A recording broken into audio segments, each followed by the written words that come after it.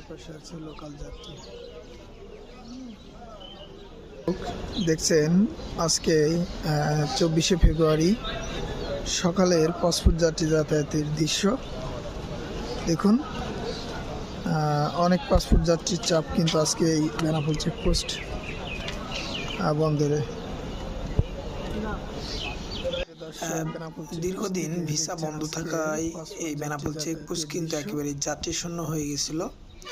তবে এখন medical visa এবং তীর্থ ভিসা চালু করেছে ভারতীয় এম্বাসি, যার কারণে পাসপোর্ট যাত্রীর সংখ্যা আস্তে আস্তে বাড়তে শুরু করেছে বেনাপোল চেকপোস্টে।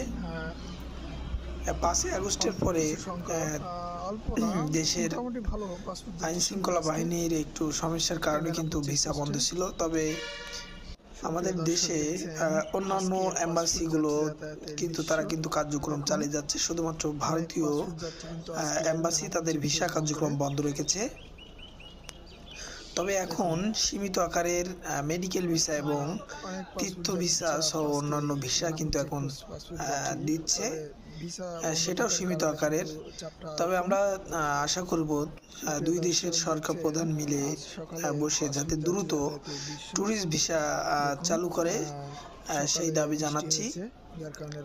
সেই সাথে দুই দেশের বন্ধুত্বপূর্ণ এবং ভ্রাতৃত্ববোধ যাতে টিকে থাকে সেই কামনাও করছি।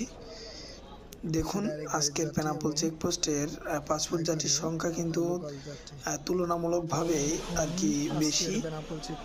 তবে আমি যেটা জানতে পারলাম গতকাল এবং আজকে কিন্তু সমানভাবে মোটামুটি একটু ভিড় এই বেনাপোল চেকপোস্ট বর্ডারে।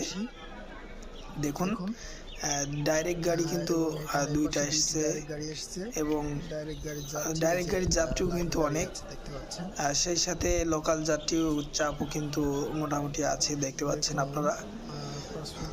বেনাপোল চেকপোস্ট থেকে দেখছিলেন আপনারা দর্শক। ভিডিওটিকে কোথা থেকে দেখছিলেন অবশ্যই কমেন্ট করে জানাবেন এবং ভিডিওটি শেয়ার করবেন। বেনাপোল চেকপোস্টে নিয়মিত ভিডিও পেতে অবশ্যই পেজটি ফলো করবেন। আপনাদের ভালোবাসায় আমার ভিডিও বানানোর অনুপ্রেরণা জাগে। দর্শক এই ছিল আজকের বেনাপোল চেকপোস্টের ভিডিও নিয়ে আপনাদের মাঝে। বেনাপোল চেকপোস্টের দৃশ্য দেখতে পাচ্ছেন। পাসপোর্ট যাত্রীর সংখ্যা কিন্তু তুলনামূলকভাবে আজকে বেশি। দেখুন